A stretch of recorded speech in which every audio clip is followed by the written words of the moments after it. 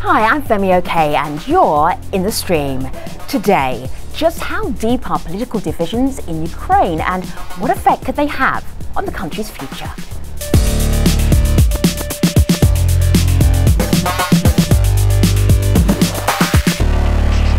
We have had so much online response to today's subject. Malika Bilal, digital producer, I know you've been filtering through a lot of conversation and also some very popular, what shall I say, animated versions of what's happening in Ukraine. Exactly, because a picture's worth 1,000 words. So everyone's got something to say, and now cartoonists are adding their thoughts to the mix. Sure. A lot of them are focusing on the geopolitics at play. Andy Davey wrote this tweet, Ukraine cartoon for today on the dire situation in Crimea. He portrays it as a chess game. Another person picked up that theme of chess. This is a power play in Ukraine, and you see Putin on one side and the EU and Obama on the other. Of course, these are just a few that are circulating online. We want to hear your thoughts on these and on our conversation today. Join us with hashtag AJStream. And if you jump on Twitter right now, you'll see a number of hashtags that people are using to talk about what's happening in Ukraine. We've put some of them together. Check them out.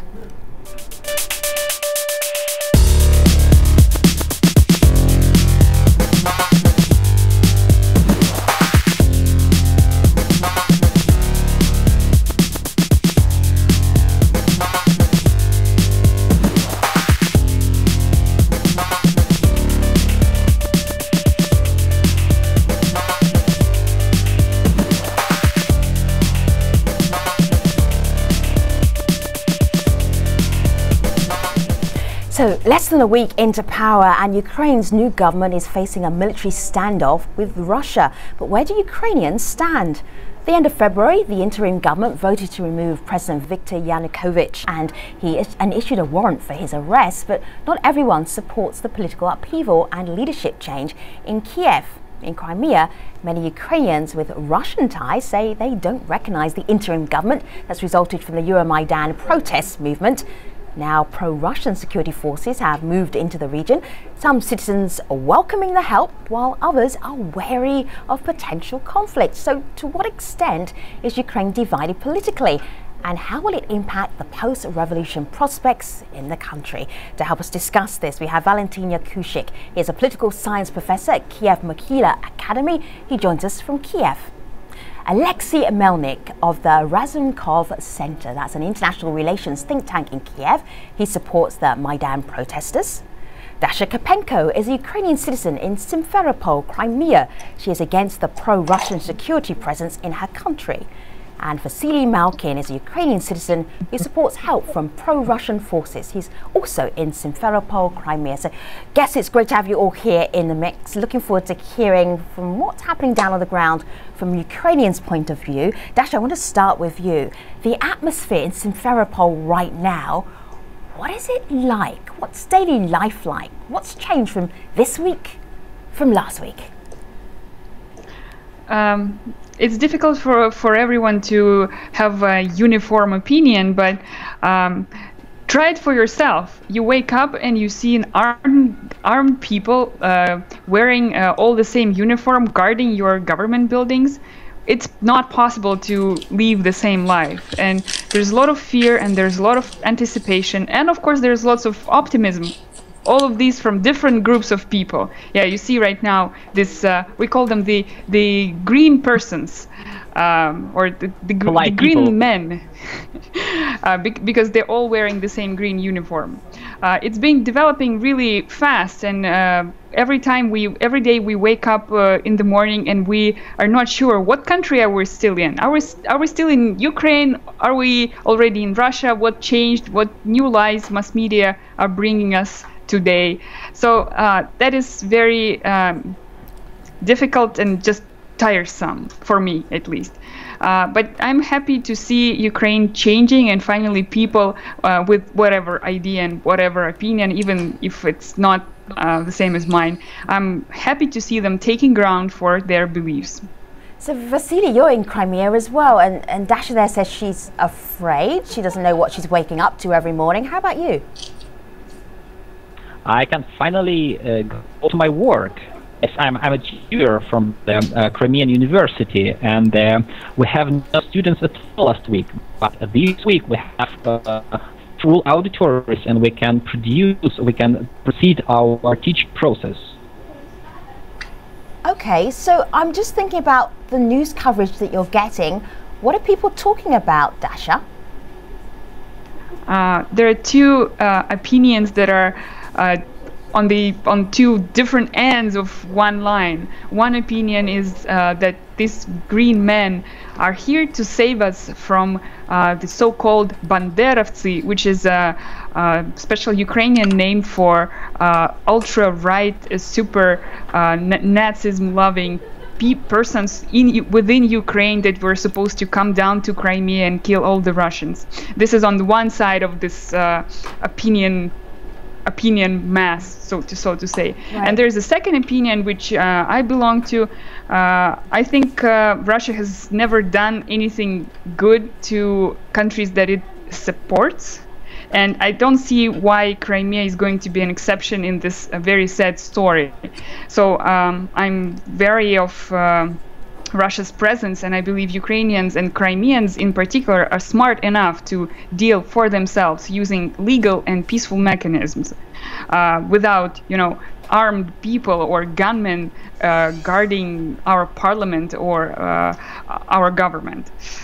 Well, Valentina, I want to pick up on something that Dasha said. She says, one of the views is when we wake up, we don't know if we're still with Ukraine, or we don't know if we're with Russia. Russia is one thing that our community has definitely been talking about. I'm going to read a tweet here from Ibrahim. He says that Putin was right in protecting Russians in Crimea. The story would have been bloodshed without the support. On the other hand, though, we got comments from Russians. This one's on Facebook. Alexei says, why is it always when one side is using violence and illegal methods, it's called revolution, and they're freedom fighters? He's referencing Euromaidan there. But when he as a Russian, are just trying to protect peaceful civilians, we are quote unquote bloody Russians. So take us through this dichotomy. Are Russians trying to protect citizens in Crimea, and what are they trying to protect them from? What's the actual narrative on the ground? Well, I would like to touch two aspects. One, this is a kind of tacit psychological warfare and warfare of intelligence communities in the world.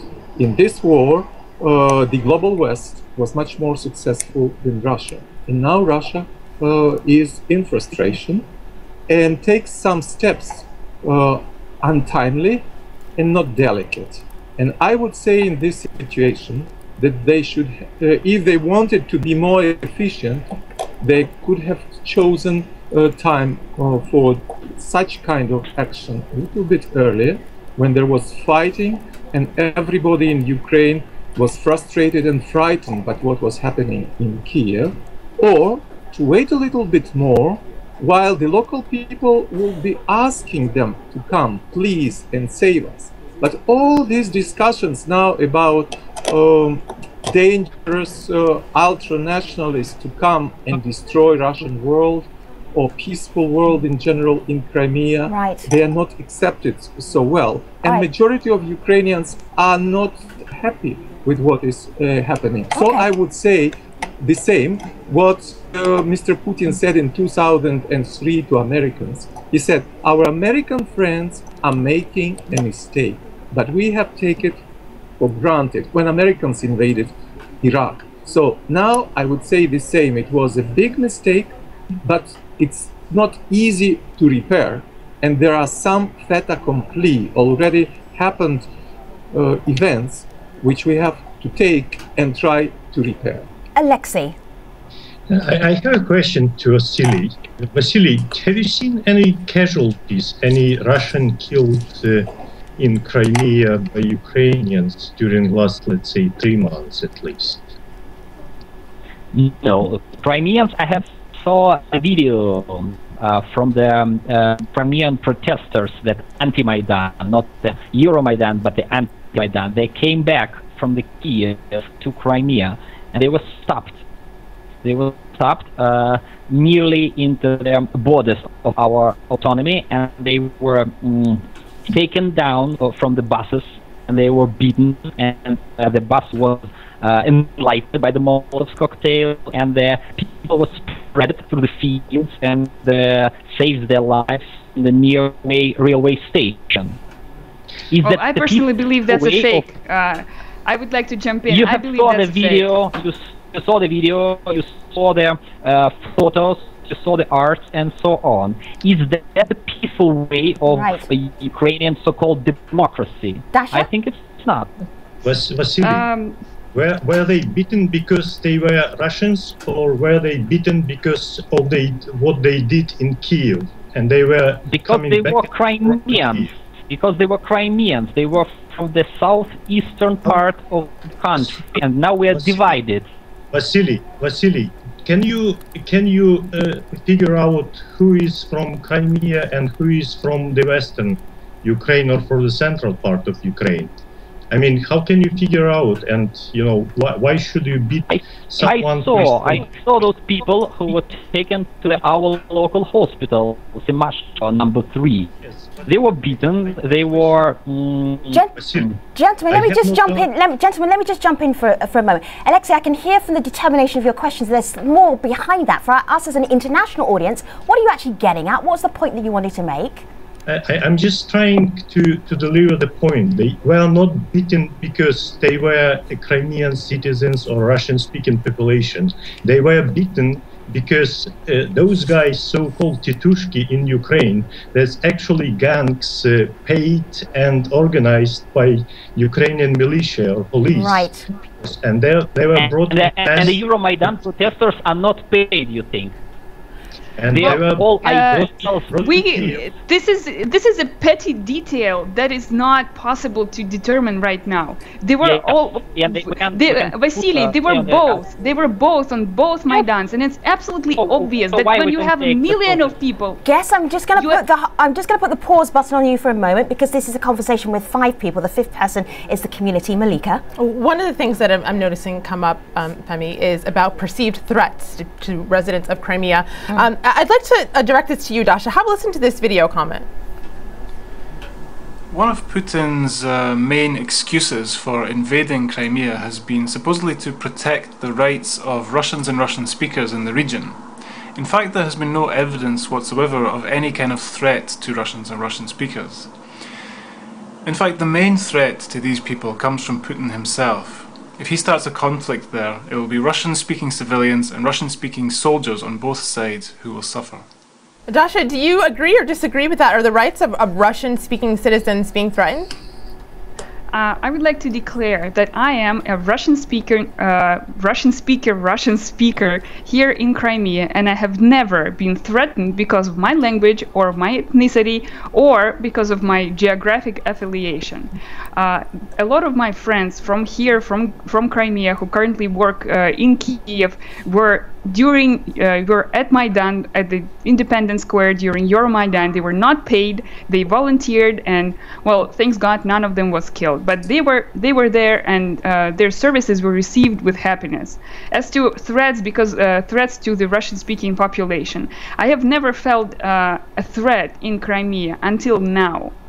I'm pained to say, but people who the only threats that I have received during last few days were actually from supporters of this Russian Spring, and that pains me. And this is I think it's a big trouble that people who were my friends online yesterday are now shouting and making threats to me online. And they're threatening you because why? Because I support the Ukrainian Crimea. And I support the idea of legal referendum, well prepared. Can I jump in? What's the definition of Ukrainian Crimea? To me, definition of Ukrainian Crimea is the autonomy within Ukraine, Crimea autonomy within Ukraine, no Russian military whatsoever outside of the predefined bases. And for that, and for I've received numerous threats in Ukraine. You want to be Euromaidan protesters in your city and threatening you and your maybe neighbors. I'm not talking about Euromaidan. I think Euromaidan in Crimea has not happened, and we're not part of that we're not part of that. All right, so Dasha and Vasily, I'm just going to ask you, I just want to give a bigger picture as well. We really wanted to go into to find out what Ukrainians were talking about, but I'm also going to remind everybody that we also have an international audience as well. So I hear, I hear within the same city, Simferopol, that you have very different viewpoints here. But if we actually broaden out and we looked at Ukraine, for instance, I'm actually going to ask all the guests to help me out here. If we had an election, say, in 3 months' time in Ukraine, what would be the various different political divisions, parties, affiliations that people would be able to say, okay, I want to vote for this, for example? Just give us an idea of where we might be going with that politically in the whole of Ukraine. Let me ask Valentin that. Fanny, let me a little bit add to the previous discussion. Sure. Sorry, I think something is very important.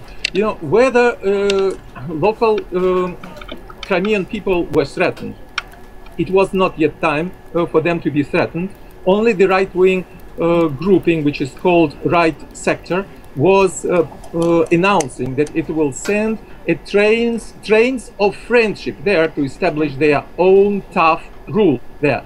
And there were also such things that riot police from Crimea and from Sevastopol was severely beaten. Some of them were killed on the way back home after the president of Ukraine flee from Kiev. So they came back to Crimea, and at some point, when the central government, revolutionary government, announced that it disbands the riot police and will punish them, so they made a riot themselves. They established points of control on the border with mainland Ukraine, and it's probably they who assaulted. Okay, so Valentin, we have minutes left in this program. I don't want to spend it on one incident. I don't think it is but it means representative of everything that's happening in Ukraine. I am going to push on because we literally have minutes, and I know you don't want to waste all of your minutes on this one issue. I hear everybody. Let's move on just a little bit. So, 3 months from now, political divisions in the country, where will people's political affiliations be? Valentin, do you want to have a shot at that briefly?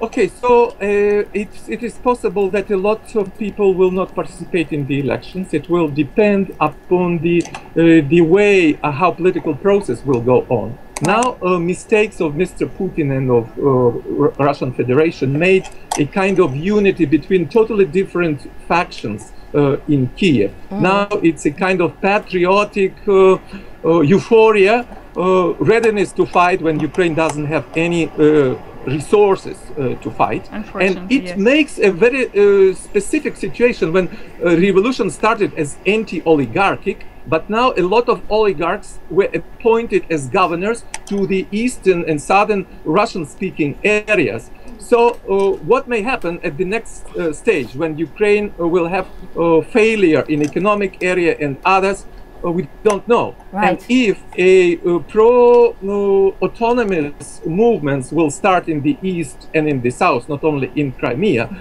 they may say we're not participating in the elections, we will have our own regional. But if it is like now, there are no leaders, no pretenders for the post of president of Ukraine in the east, only revolutionaries whom we know. It is very strange situation when there is no real opposition. Opposition is just emerging. So maybe there will be demand to postpone the election. Well, you know, Femi, you asked. I want to get the community in here because Femi, you asked about the future and what will happen in the future. But a lot of people online are saying we can't even get to that point because people are so divided. Emmanuel on Facebook mentions neo-fascist, and that's something that I've seen a lot of our community members talk about. There's another comment online from Katya who then pushes back and says there actually is no fascism in Ukraine. Don't spread these lies. This is a word that we actually heard the deposed President Yanukovych mention when he was explaining why he was deposed. But Alexei, I'd like you to have a listen to this video comment from someone who talks about that fascism aspect. People from all over Ukraine came to support Maidan. This includes Eastern Ukraine. Moreover, I have met quite a few Russian citizens on Maidan. Yet there are differences between overall attitude to Maidan between Eastern and Western Ukrainians. Based on interviews I conducted, it seems likely that this difference can be explained by information war. Eastern Ukraine had great exposure to Russian media propaganda portraying Maidan as movement led by fascist and ultranationalist Western Ukrainians. Therefore, it's not surprising that many Russians support invading Ukraine to liberate Kyiv from imaginary fascists. So, Alexei, you've been polling people actually on the ground. Is there a way to move past this divide on these people are fascists, these people are not? Yeah, one of the most popular jokes in Kiev nowadays is to describe Ukrainian fascists and Ukrainian banderovцы, so-called this nickname given to the Ukrainian extremists. And you will see beautiful children, beautiful girls saying, "I'm a Banderovец." So this is how the Banderovets look like. And we are trying to accept this good sense of humor. And you asked me about the latest sociological data. I just give you a few numbers. Most of the Ukrainians, 3/4 of the Ukrainians that the Razumkov Center asked back in December, it's not just 2 months ago, it was just in the middle of this revolution or Euromaidan. And they, overwhelming majority, like 3/4 of them say yes to the idea of having Ukraine as one state, to the idea of not separating any oblast or region of Ukraine, or not joining any other state. And also there was another question to people: do you consider Ukraine as your motherland? And 95% of Ukrainians said yes. And there are light differences between the different regions of Ukraine. I emphasize these questions were asked in December. So this is actually what presents the real Ukrainian opinion. It's not just individuals. Too far from now. We have a new language and country policy. We have elected new ministers in the Verkhovna Rada now. December is far away from us now. It's not representative because all political changes have made during the January and the February. It's not quite representative for me. I think it's a problem for sociologists because you see, in December, most people didn't care at all about ministers and prime ministers and the president. Well, they knew the president was Yanukovych, and that's it. Who was the who was education minister, but who was economy minister in December, Vasily? Do you remember? I don't. I knew he was bad. I know the next one is going to be bad. I know the next one is going to be bad probably as well, because we don't have good ministers on hand. It's impossible to produce a good cabinet out of, a clique. Right. Okay, we have Dasha and revolution Vasily, now. we started the conversation with you. We're going to end with you. I'm just going to ask you very briefly and very promptly to respond to me. So we are in the post-revolution time right now for Ukraine, more or less. Are you optimistic or pessimistic? Valentin is shaking his head. Okay, but it's revolutionary time. It's still the revolutionary time for Valentin. For Dasha, Absolutely. What is it for you? You live in Crimea right now. It's hard for me to say. Russia seems to be pulling its army out, and that gives me hope that Crimeans will decide for themselves. Right. But I would still dream about big international presence here controlling our local gangsters and our local mobs, and Russian, not maybe military, but propaganda presence here in Crimea. That would be my dream. And of course, legal, fair referendum that would set us all straight. But without gunmen pointing at our heads. Is not a point to shake off the Crimea from Ukraine. The referendum is about to ensure and to enlarge the autonomy. Okay, so you're listening to Vasily Malkin there. We're also speaking to Dasha Kapenko, Valentin Yakushik and Alexei Melnik. We are taking them all to the post show at stream.aljazeera.com. What do Ukrainians think about what's happening in Ukraine? That is where you will find that out. #AJStream. You too can be part of that conversation. Meanwhile, let me tell you about tomorrow, where we head to Nigeria, northern Nigeria, where the group Boko Haram is continuing to carry out deadly attacks on citizens. What will it take to permanently end that conflict? Big conversation for another day. I will see you online. Thanks for watching.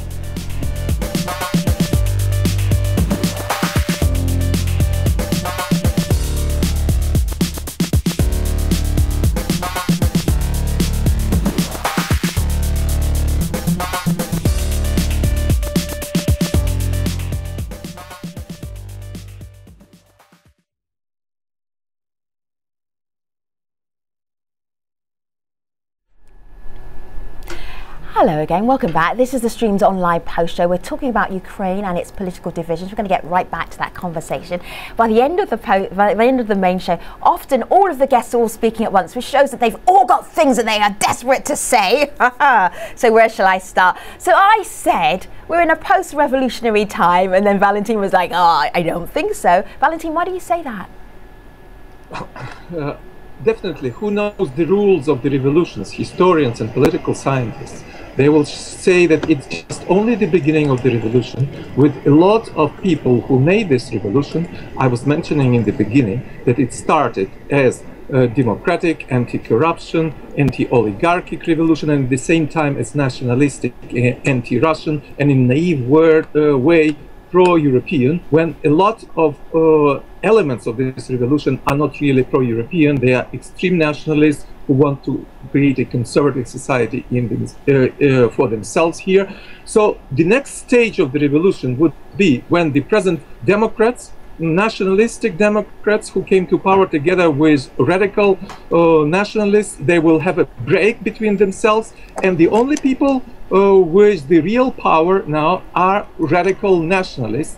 The police and law enforcement organs are do not have any energy, and they are threatened in the streets. The armed right-wing militias, they threaten road police, others. They can come to any office and say, do as we want. So at some stage, when this government fails, they will come to power.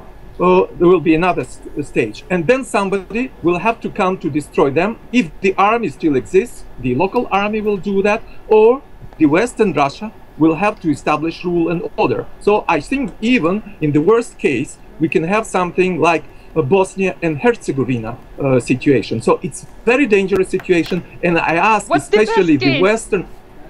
Pardon? What's the best case scenario? Yeah, that definitely is the worst case scenario. Pessimistic. Yeah. So now the West is, I'm asking the West research centers, representatives of the governments, they should pay attention to the dangerous situation of right-wing forces to be incorporated into the army, into the police force at some stage. They will not be acting in the interests of the West. Now the Democrats there, they are doing whatever West is saying, but those guys are very tough. Now they hate Russia only. At the next stage, they will have all over their enemies. So there is way how to educate some of these people, and they use very young people like in Sierra Leone, whom they send to other cities to capture, like in Kharkov in the east. Valentin, will you take Valentin, take a breath for a moment, because we've got community who also want to be part of this conversation, and you kind of gave us a lot to chew over. Meanwhile, let's head back to community. You definitely gave us a lot to chew over. And Valentin, I'm picking up on something that you said, as if it was inevitable. You said at some stage when this government fails, like it's going to happen. So I want to read you some criticism. Phoebe on Twitter says, nothing can not fail.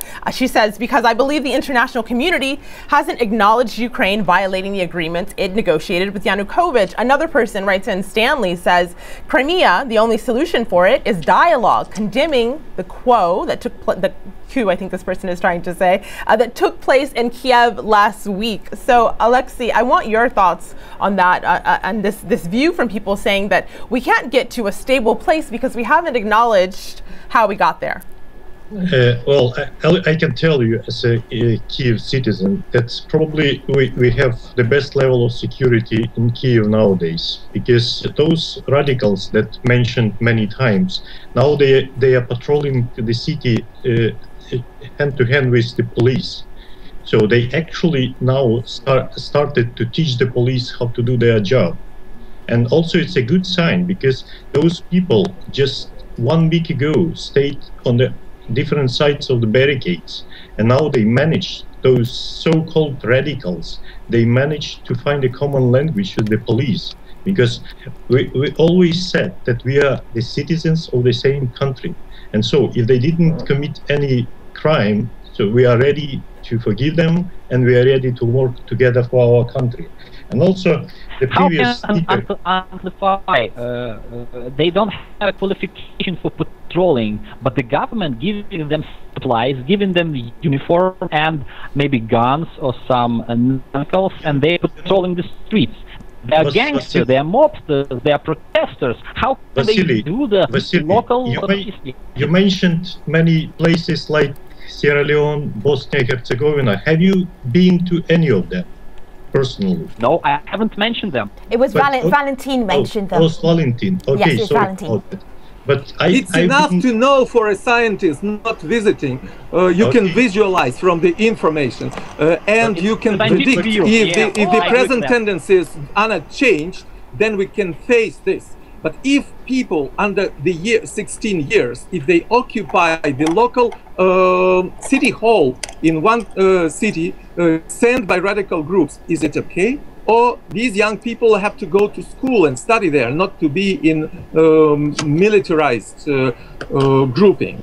See, let me just interrupt you just for a moment, because I just saw Dasha kind of threw up her hands in despair and lean back in her chair, and she's so upset. I think that would be me if I was listening to this and I was sitting in Crimea right now. Dasha, what is on your mind? I throw my hands and I do face palms so much. I could produce electricity, seriously. Why so? Yes, I don't think people from political parties should be patrolling streets instead of police. Police should patrol the streets. I don't think protesters from Maidan should be in the government. Professional managers should be in the government. No, I'm not talking about right now. I'm talking about the ideal future. We are interim. Interim means in between elections, in between things. The processes were so fast, it was impossible to find good government. It was impossible to suddenly build up trust for the police in Kiev. First, police is throwing stones at you, and then police is patrolling the streets. I hate to say it, but I welcome it as interim measure.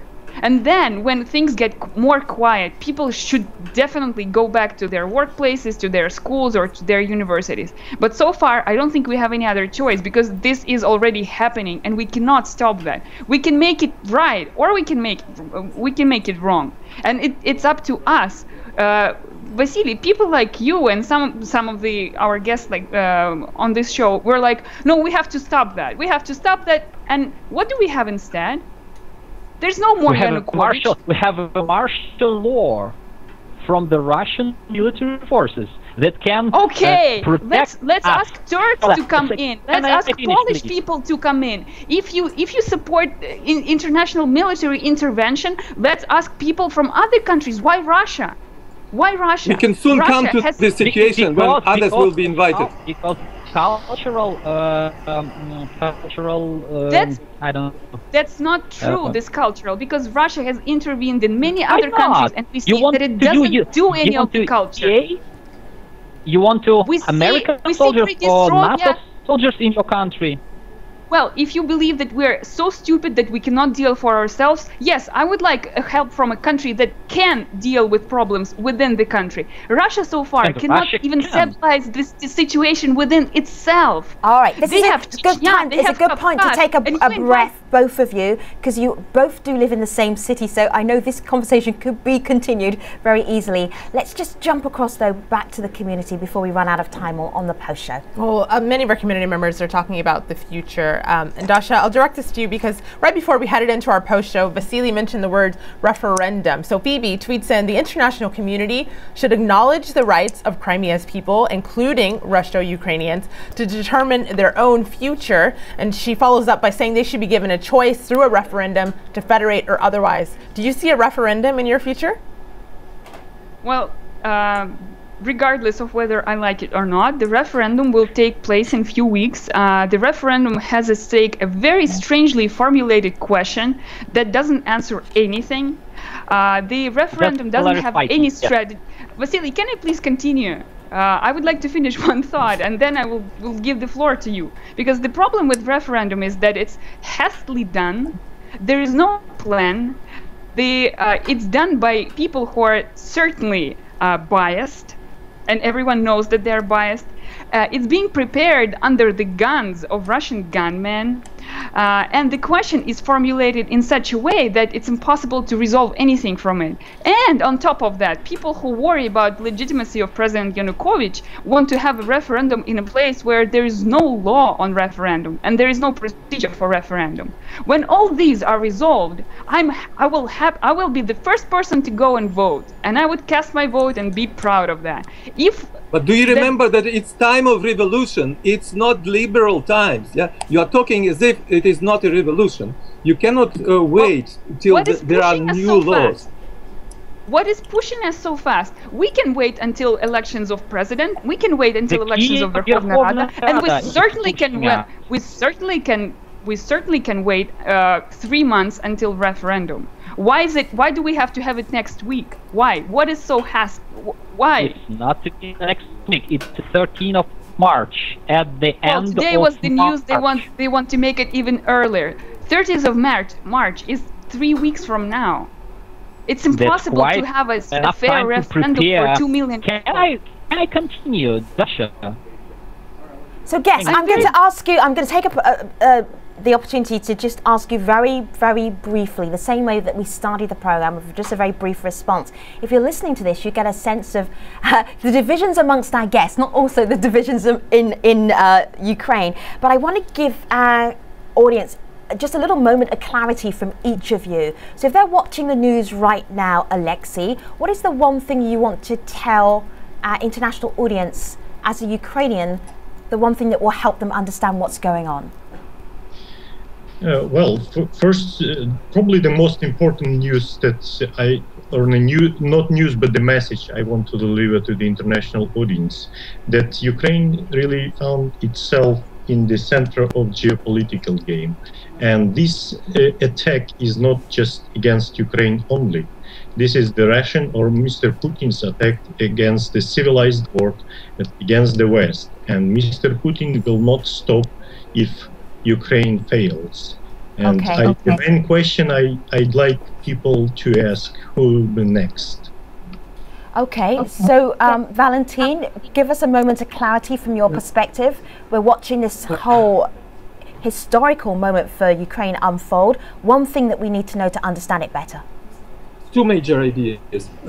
I would like to ask Mr. Putin to really clarify that he is interested that Crimea is a part of Ukraine. It's in the interest of Ukraine to balance different regions of Ukraine, and it's in the interest of Russia to have Ukraine in future as a strategic ally, not an opponent of Russia, like what we have with Britain, Canada, and the United States. They are strategic partners, the same Ukraine and Russia can be. And the second message to Russia and to the West, we need to find out the framework for national reconciliation in Ukraine. Ukraine doesn't have enough internal forces for that, spiritual, intellectual, especially organizational. We need Western support, open, not biased. How to reshape Ukraine and to find new arrangements. All right, Valentin, I wanted a moment of clarity, so I wanted to keep it brief, just so that we actually got the message very quickly.